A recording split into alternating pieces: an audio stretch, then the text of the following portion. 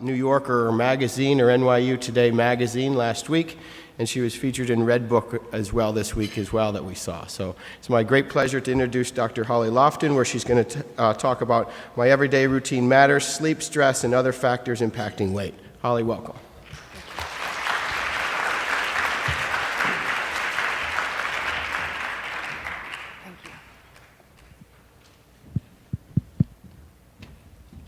Thanks so much, Dr. Still. It is my pleasure, honestly, to be here in front of you, and I want to give a round of applause to all the other presenters, the organizers of this convention, because it's done so well, and I look forward to the future. So a round of applause for everyone, please. Thank you.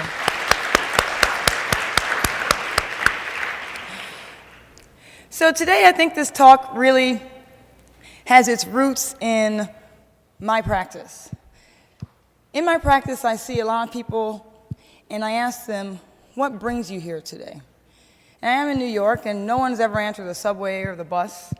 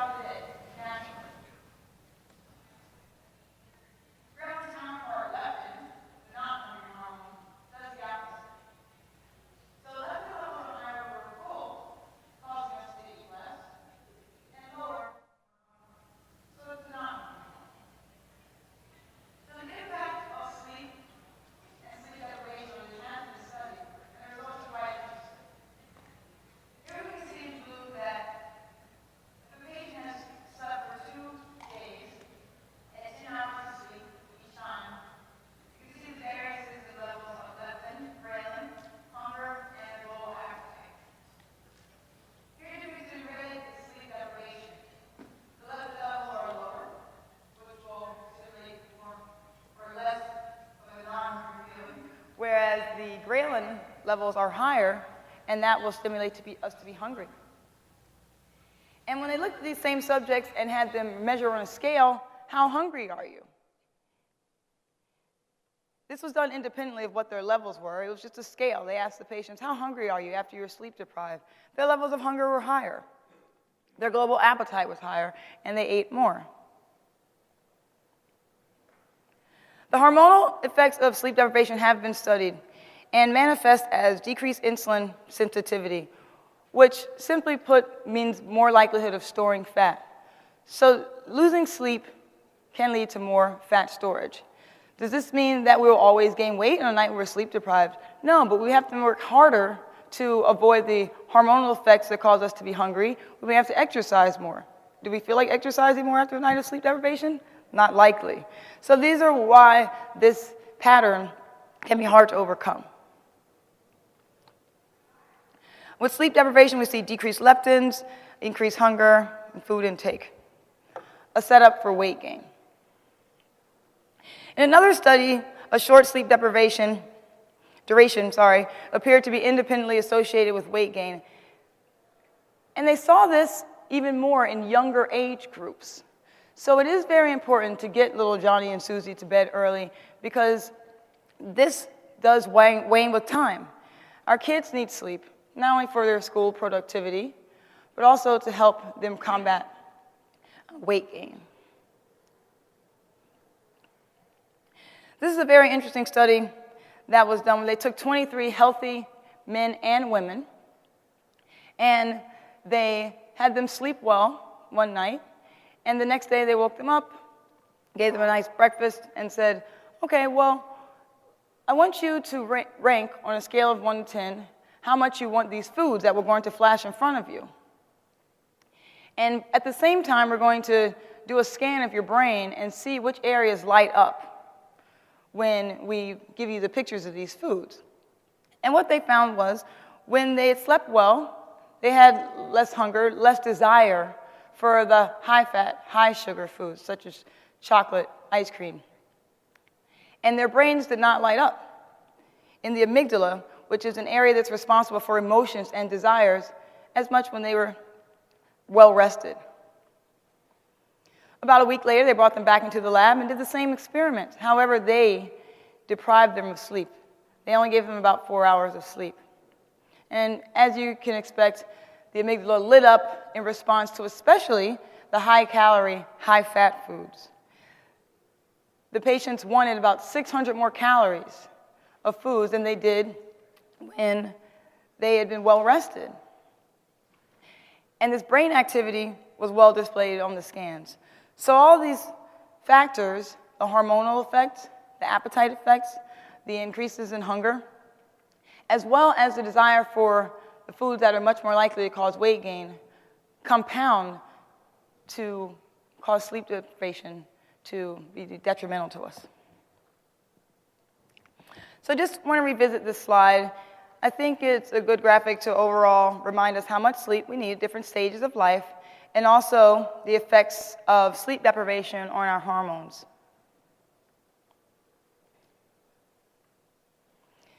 So effective sleep hygiene is something that, as a medical professional, I try to teach my patients to counteract these issues. Avoiding daytime naps. Now, as children, we don't need to do this because kids may need a nap. But if you're finding that you can't sleep well, it's best to try not to take that nap in the middle of the day to make up for the sleep that you missed at night. Try to avoid that, and then go ahead and you may have a higher likelihood of sleeping throughout the night. Try to sleep and wake at the same time every day. When this becomes a pattern, you're more likely to get the duration of sleep that you need. Try to avoid vigorous activity, caffeine, nicotine, alcohol close to bedtime, as these may stir you up and make it difficult to sleep and stay asleep. And trying to eat too much right before going to bed. Shift workers are an interesting population because their schedules may vary. For example, they may work 7 a.m. to 7 p.m., Monday through Wednesday, and then Friday and Saturday do the reverse, 7 p.m. to 7 a.m. So these patients are notorious for having a difficult time sleeping, as well as regulating their eating pattern because their schedules are off. When they wake up on the Friday, they may not be hungry because they went to bed at a different time. So in this situation, it is recommended to simulate light and dark, even though you may be sleeping and waking at different times throughout the week. So blackout curtains if you're sleeping during the daytime, and trying to close your blinds early. So simulating the light and the diurnal pattern that naturally exists. Also, avoiding doing other activities in bed other than sleeping. And of course, having a comfortable sleep environment. So the take-home point for this is that even less than 7 hours of sleep for only one night can cause those hormonal shifts to occur and lead us on a pattern that can make us gain weight. All right, next I want to move on to stress. Because as we talk about the work environment and possibly the home environment, stress undoubtedly is a part of everyone's lives. And I have news for you, it's not going away. So we have to find ways to counteract the negative effects this can have on our weight. When we have a stressful event, part of the flight or fight response that occurs releases a hormone called cortisol from our adrenal glands. And the natural response to this is to increase our blood glucose and prepare for either fighting, something such as a large animal, or running from that large animal. Our bodies don't know the difference between having a stressful event at work and having to fight a bear, for example. So even though we don't need to run from a deadline at work, our bodies still have this reaction and produce extra cortisol and thus increase blood glucose. It can also suppress your immune function. If you ever had a deadline or a test or something to do at work that was very stressful, you may notice that you got sick a little bit easier. And then furthermore, it enhances the process called lipogenesis, or fat production. Now again, stress is not going to go away. So how can we improve this? Cortisol occurs naturally in the body on a diurnal pattern. It increases to prepare for the stress that will happen every day, naturally at about 5 a.m. in most people. And it wanes as the night goes on. However, stress comes about again if we get angry or tired or have a stressful event, anxious. With that, preparation for the flight or fight response, that can lead to stress eating. Again, if you have this deadline or test, you may have noted that you have a higher craving for starchy foods, for things like M&Ms. That's a really common one in my clinic. And also, our bodies tend to move more fat deposits to the abdomen.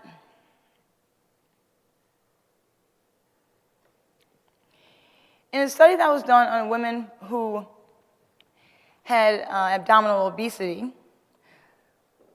the cortisol levels were measured, and they found that these women who had more abdominal obesity or a greater waist circumference were more likely to produce a higher amount of cortisol in response to a stressful event. And they consumed more calories afterwards. So not only did the hormones respond, but behavior followed that. Again, looking at people with binge eating disorder, a good tie-in to our talk about food addictions. The response to a stressful event caused such a great level of cortisol elevation when we looked at that in binge eating patients. So again, there are reasons for these behaviors. It is not a character flaw, and I really want to let you know that if there is a struggle with something like binge eating, or you feel that you may eat in response to stress, it is not a weakness that you have. There are biological reasons for this, and we all have to work hard to overcome them. How can we do that? Exercise. Now, do we always have time to exercise? It doesn't have to be 30 minutes, 90 minutes all at one time. Even getting up, taking a 3-minute walk at the time of a stressful event or nearby there will help decrease those cortisol levels. It actually changes the hormonal levels within the blood. Relaxation exercises. At NYU, they have a relaxation phone line that you can just dial up a number and this nice music comes on. And I thought it was the silliest thing when I started there. I said, who would ever use this thing? Oh, the week into it, I had that thing on for about an hour and a half. But it really was relaxing just to hear that nice music. Something as simple as a shoulder massage, just to get the tension down. Yoga, meditation. Again, it does not have to be a full 90-minute Bikram yoga, sweating all your water out of your body, but just something to get your cortisol levels down, to help you relieve that stress. That can be done when you're standing. It can be done when you're seated. It can be done in the car. It doesn't have to involve necessarily closing your eyes. But these are techniques that I implore you to all look into. Take a short class on meditation. Get a book about meditation, because these exercises are really useful and can be practiced anywhere. And I find that they're beneficial in my patients. And of course, cognitive behavioral therapy. This is a form of therapy that I prescribe quite often. And as the name states, it changes your thinking to help change your behaviors. And it is a process. But it's quite beneficial, and it's been proven by research. Another thing, ask yourself, am I truly hungry? I see time and time again, I mentioned the M&Ms. There's a drawer of M&Ms that I think all of my patients somehow have. And they reach in at the time of the stressful event, and I say, stop. Number one, you want to limit your access to these foods. So if you find yourself going to this drawer and pulling out whatever treat happens to be there, it's a setup to have that get closer to being ingested. So you want to keep those comfort foods out of the home, out of the office, and in that stressful event, ask yourself, am I truly hungry? If not, but you still feel the desire, that's the time to get up, take that 3-minute walk, do those meditative practices. Skipping meals when you have a stressful event going on at work, that can also be a setup for you ingesting too many calories later on, not only due to hunger, but because of these stress hormones. And it's always a good practice to record your moods when looking into your eating habits. I get a lot of questions about infomercials, I guess I would call them, for medications that claim to block cortisol. I will say that these are not warranted. They're unsubstantiated claims. But furthermore, cortisol, as I mentioned earlier, is naturally produced every day to help you deal with the stress of your day. While these infomercials may make sense, they're very convincing. I was even convinced myself. It does not make sense to block all of your cortisol, because the adrenal glands produce them to help you deal with the stressful event. So the last thing you would really want is to wake up and have no energy, no glucose to get through your day. So I really would want to deter you from trying any of these supplements. Exercise, however, is known to decrease your cortisol levels naturally. All right, so we don't want to fall into this pattern, though it happens, we can overcome it. Overeating may lead to temporary satisfaction. However, staying healthy is the ultimate victory over stress. And I know as doctors, medical professionals, we always tell you to go back to the exercise, but there are so many proven benefits of having regular activity, even in short bursts. And helping with cortisol reduction and stress reactions is one of them.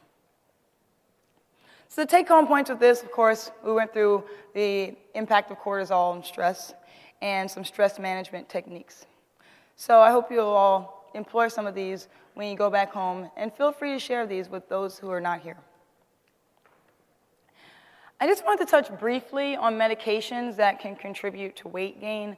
I gave this talk last year, and I wanted to include this part, though while everyone may not be on medications, there are some that cause a lot of weight gain, that can make it difficult to control appetite, but they may be necessary.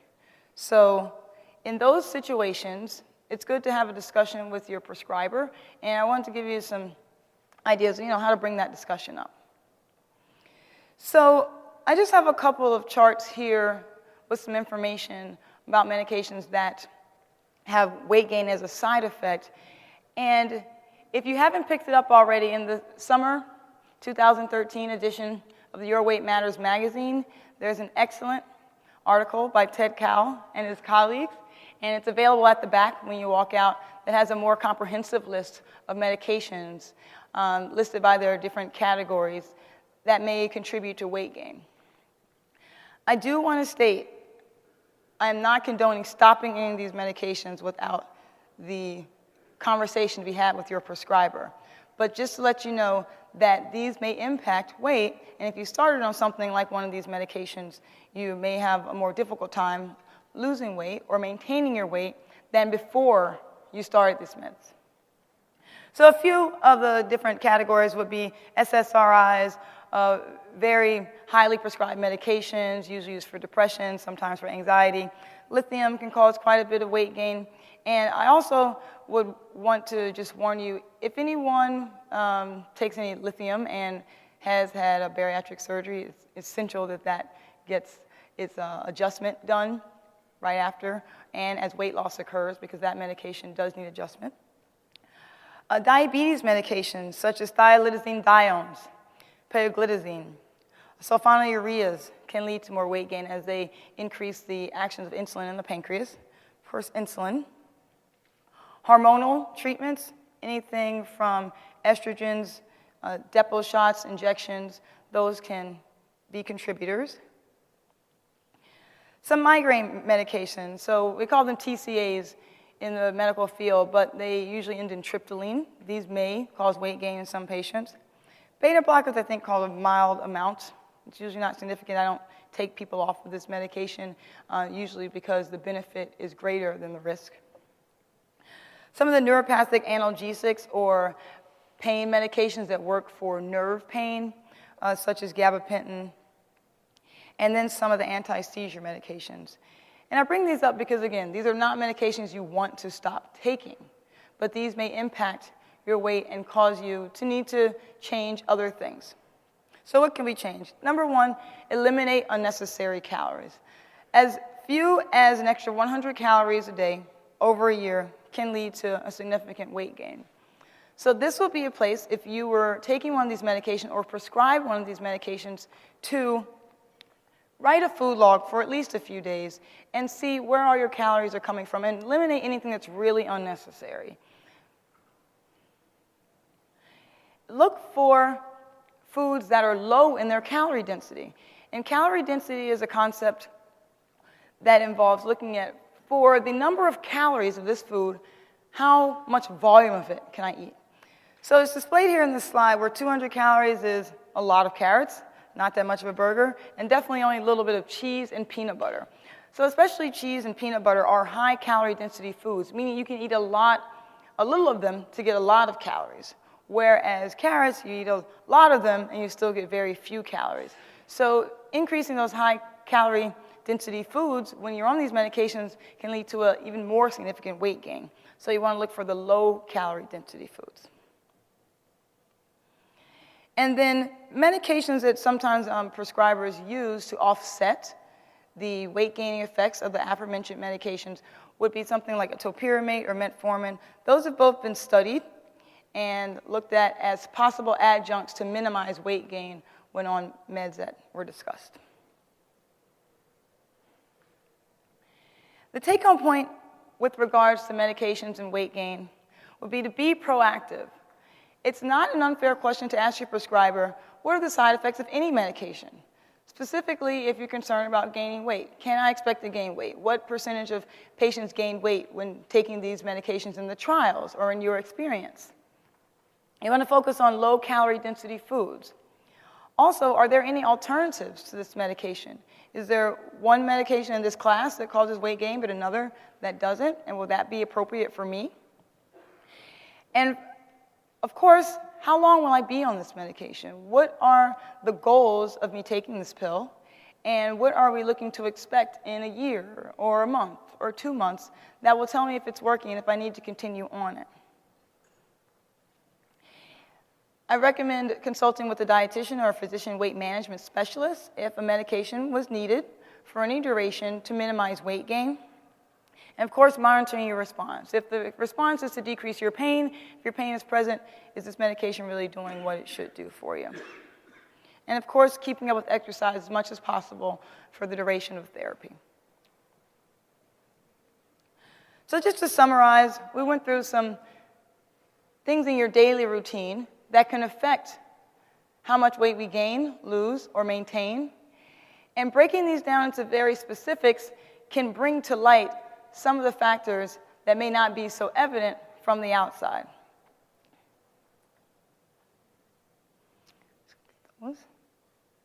I want to say thank you, and I'll open up the floor for questions if there are any.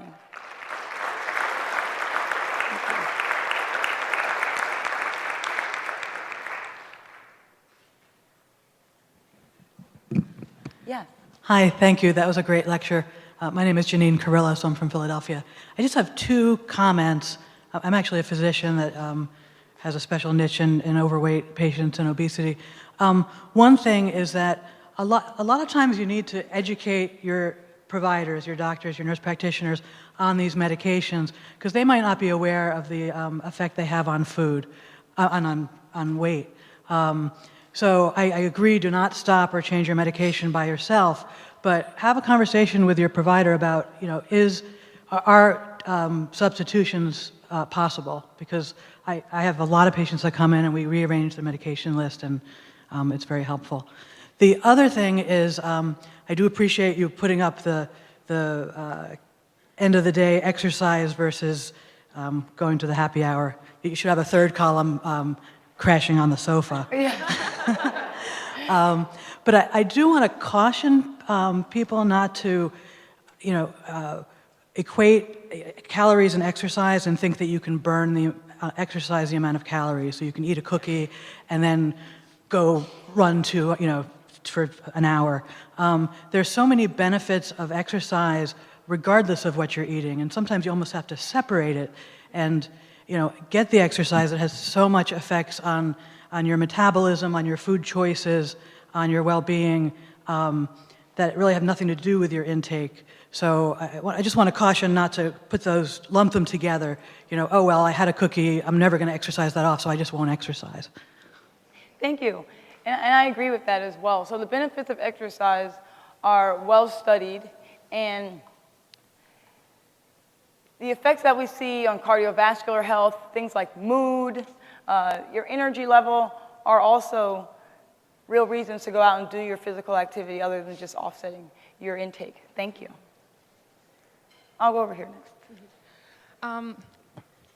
It's working. Mine is more, wanted to get your general impression of something. I blog for the bariatric community, and one of the things that I've learned over the past 5 years since I've had surgery and try to relay to my readers is that there is sort of a difference between hunger and appetite. And with bariatric patients, what you don't necessarily experience is physical hunger, but you still have the will to eat things. Bariatric patients, by all means, still eat things occasionally that they're not supposed to or when they're not hungry.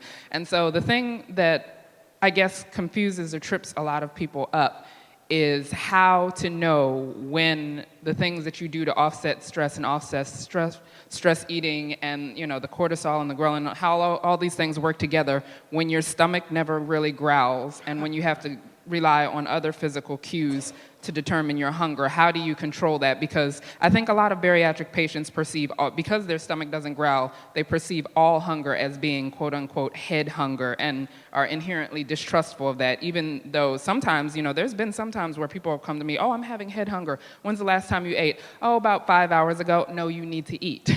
So, determining what's head hunger, what's physical hunger, when do I need to eat, when do I not need to eat, when the normal hunger cues aren't really present in your body. I think that's a great question, and that has been the case in a lot of my bariatric patients as well. One thing to look at is the past. So again, I'll tell you the benefit of logging, because if you know what your usual is and you're off of that, then that can be a clue that you're having an increased appetite as a result of either sleep deprivation or cortisol coming into play, because you're eating at a time when you don't usually eat, or you're eating a food that you're not usually having a craving for. We're used to lunch and you're grabbing a cookie, for example. So changes in your pattern when your weight is stable can be clues that will help you out when you don't have the physiologic hunger that other people may have. Hello, my name is Keisha Calicut, and my question is kind of tied into the question that Nikki had. I wondered what way, if any, do obese people's reactions to ghrelin and leptin, differ from those of people of normal weight? So that's actually a complex question because it depends on quite a few factors. We have noticed that there are higher levels of ghrelin in the obese. However, whereas you would expect intuitively for them to decrease with bariatric surgery, they actually might do, they decrease with weight loss. They may not do the same as you would expect with bariatric surgery. So while the changes in the levels may decrease with a change in weight, they don't always act as intuitively when we've had some type of gastric surgery. Okay, and how much is ghrelin related to appetite? Like someone who has like a food addiction, does their food addiction override the ghrelin pathways and the leptin pathways? Like, does that just? Well, we have found higher levels of ghrelin in patients who have binge eating disorder. To state that as a global term of food addiction might be too general because it's a different pathology as far as disease states. And what we can notice is it's not always a one-to-one situation. So we may have someone who's overeating and binge eating and their ghrelins may be normal in that state because there are so many other factors. There are so many other hormones. These aren't the only two that can contribute to those. We looked also at the amygdala as a pleasure center in the brain. So having a disorder there or even other hormonal factors can affect it. So it's quite complex. I wish it were as simple. Sure. Hi, my name is Deanne, and I live in Tucson. I have a question. I have a lot of sleep disorders, and I tend not to sleep very often or very well. I'm lucky if I get 4 to 5 hours. I tend to find out that I tend to eat in the middle of the night. And is there anything I can do to help stop that? Right, so there is a condition such as nighttime eating syndrome, and that would need to be diagnosed and treated by a sleep specialist. I would have you talk to your doctor about seeing a sleep specialist. They may need to do some type of study to look at your eating patterns or sleeping patterns as well, and also to see how your brain activity is responding to different stages of sleep. And based on that diagnostic pattern, they could really determine what the best treatment, be it simply sleep hygiene, or if there would be some type of pharmacologic method indicated. Okay, thank you. Sure. Yes. It's not a question, just a comment and a word of caution, actually, emphasizing what you said about stopping medications. In specific, beta blocker came up a few times in your slides, and from a cardiologist, beta blocker decrease the chance of a heart attack and prolong life in patients when it's given after a heart attack. In the conference here, I noticed that there's a lot of people who are patients actually, or just, usual people, not professionals. If they stop their beta blocker on their own, they could induce angina, worse, a heart attack. So this is very important. Even when you decide to stop beta blocker, you need to taper it off actually over a week or two. You cannot just stop it.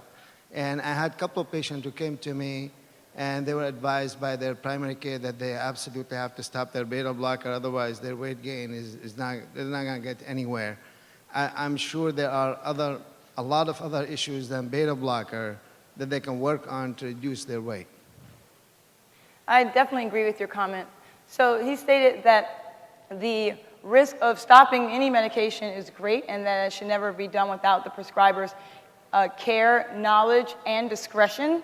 And that's especially important with the beta blocker and several of the other medications, of course, anti-epileptic medications.